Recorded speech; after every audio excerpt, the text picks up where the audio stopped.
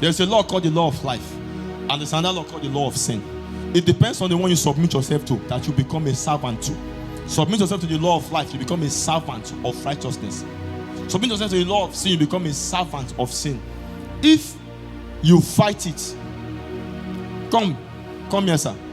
Come, sir. Come, sir. If this man easily gives into a particular sinful lifestyle, for example, maybe every 2 weeks, because the enemy capitalizes on you. Calculate yourself. See, watch yourself. There must be a time frame you give yourself to that sin.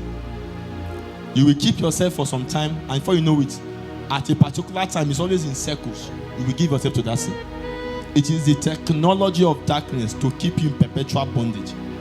But see this man now. Let me assume he's into such, for example, but he's not. And all of a sudden, that urge comes for that sin, and he rejects it.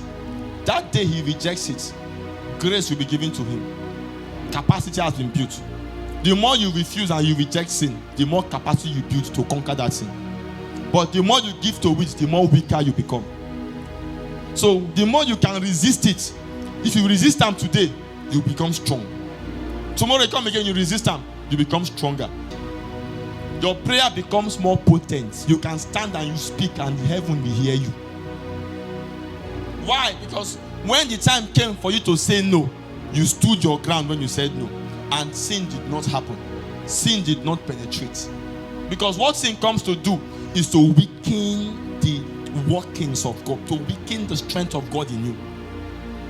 To weaken it. That is why occultic men, they are giving advice to be sleeping with girls. The more they sleep with women, the more they are powered. That's why you should be careful as a girl. Occultic men, the more they sleep with women, the more they do things with all these small girls, the more they are empowered.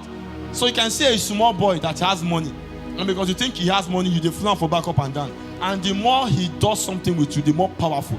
False prophets, the more they sleep with girls, the more they can see.